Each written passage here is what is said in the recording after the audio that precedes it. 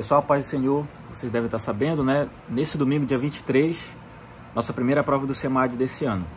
Então vem comigo que a gente vai tentar fazer um resumo bem resumido, o mais rápido possível, com a ajuda de um amigo. Teve gente que nem se inscreveu porque não conseguiu, perdeu o horário da inscrição. Deve ter gente que nem estudou. Mas vamos lá, né, Frango? Então, pessoal, não preparei roteiro para essa aula de resumo. Nós vamos usar o nosso mapa mental que eu fiz para vocês. A primeira apostila, que você já sabe, é sobre o chamado. Vocês já estão cansados de saber que o primeiro chamado é o chamado à salvação. E esse daqui, a parábola das bodas, é o exemplo que está lá na nossa apostila, na nossa primeira apostila.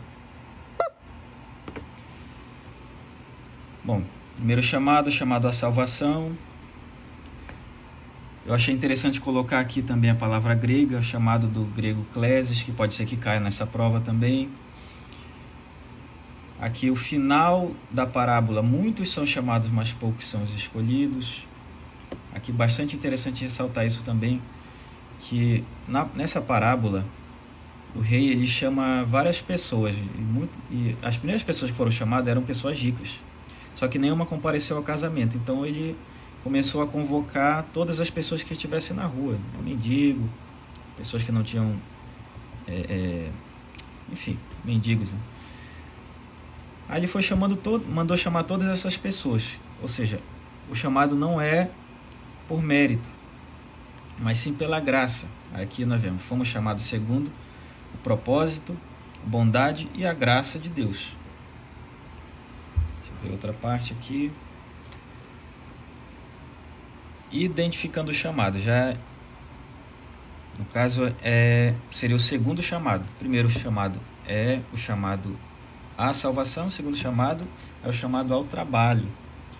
Só que nas nossas aulas nós entendemos também, né, que entre esses dois, para que a gente seja chamado ao serviço, nós temos que ser chamados para ser servos, né?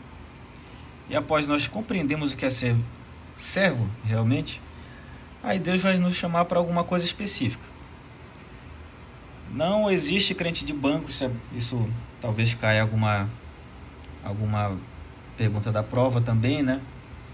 Se Deus ele não se importa se a gente, por exemplo, se Deus não se importa se a gente escolha só por ser frequentador de igreja, e isso não existe no reino de Deus.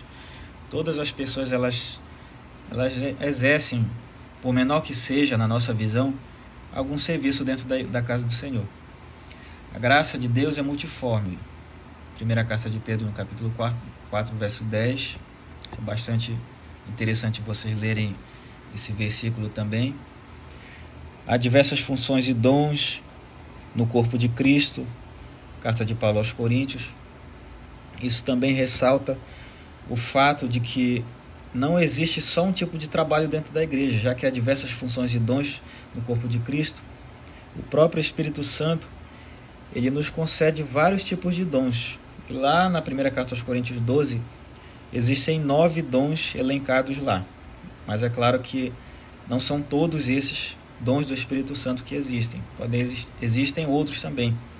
Lá em Romanos 12, salvo engano, vai ter alguns.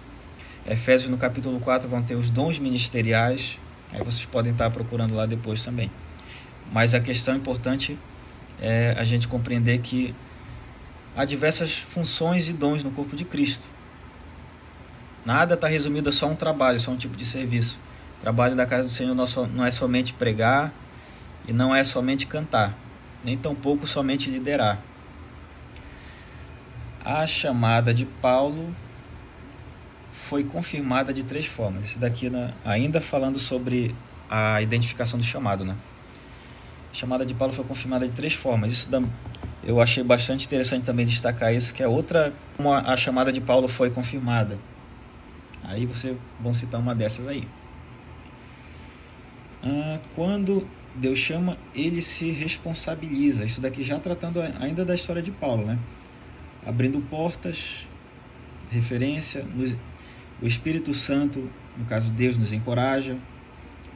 Deus também nos livra de todas as situações quando nós estamos em alguma função específica, exercendo algum trabalho na casa do Senhor.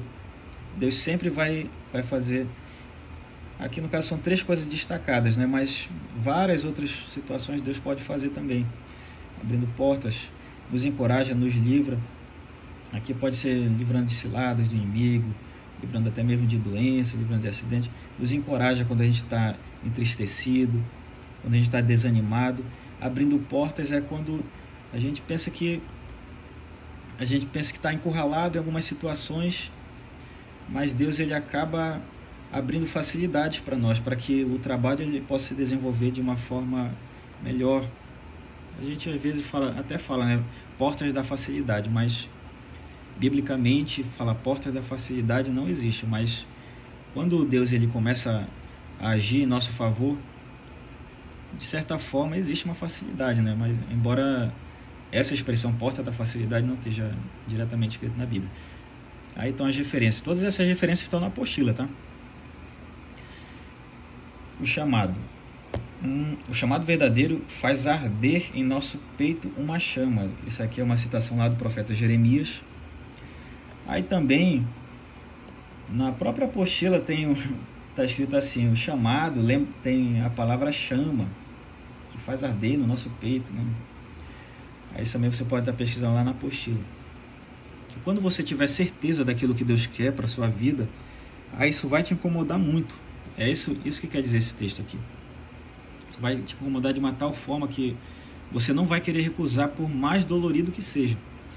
Inclusive isso está lá no final da segunda apostila, né? Mas aqui continuando a primeira apostila, descobri a minha vocação e agora.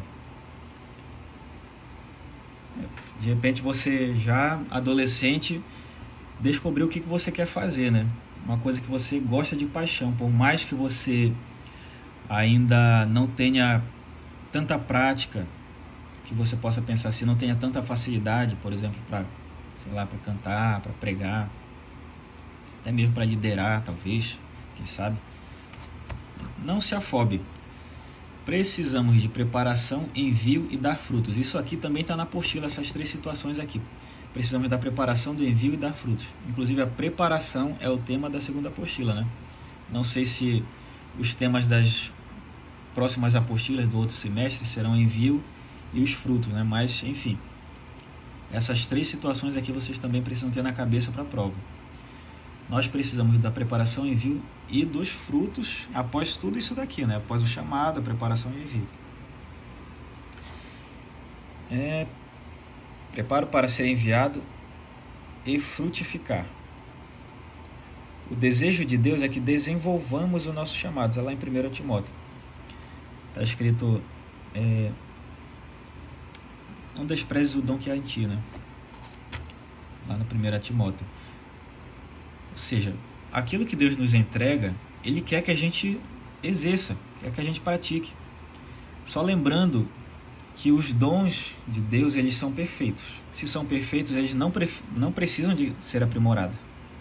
O que precisa ser aprimorado somos nós, porque nós é que somos falhos. Deus ele pode dar o dom por exemplo, o dom de conhecimento profundo da palavra dele. Entretanto, se você não estudar e só ficar esperando que ele te entregue, e você mesmo não demonstrar interesse, então você está negligenciando aquilo que ele te entregou. Se Deus te entregou, por exemplo, uma voz bonita e afinada, mas você não treina essa voz para que você sole alguma música, para que você cante na igreja em algum culto de semana, então esse dom que Deus te entregou não serve para nada. Isso na sua visão, né? De repente você tem essa visão assim, poxa, Deus me entregou isso, mas então ele vai me abençoar, mesmo eu não praticando e não estudando nada do que ele me entregou. Isso está errado. Deus ele quer que a gente desenvolva. Lembrando, os dons que Deus nos entrega são perfeitos. Entretanto, nós precisamos desenvolver por causa da nossa imperfeição. Desenvolver, no caso, nós, né? O que mais tem aqui? do livro de Atos. Assim, isso aqui falando da história de Paulo, do desenvolvimento do chamado dele, né? Aí tem a historinha, uma breve histórico aqui de Paulo. Paulo foge para Damasco, é amparado por Barnabé. Paulo é mandado para Tarso e ajuda na igreja de Antioquia, serve como diácono na Judéia, aqui embaixo. Ou seja, não foi de uma hora para outra. Paulo ele não se tornou uma potência nas mãos de Deus de uma hora para outra. Embora Paulo ele fosse fariseu, guardador da lei, muito conhecedor, tinha um conhecimento profundo da lei, mas mesmo assim ele precisou passar por um amadurecimento. Há um tempo certo para tudo, até para exercer o chamado. Olha só. Acima de tudo, fomos chamados para servir ao próximo. Marcos 10, 43. Nisso precisamos imitar a Cristo. Inclusive é uma frase de Paulo, né? Paulo que disse: sede meus imitadores, assim como eu sou imitador de Cristo.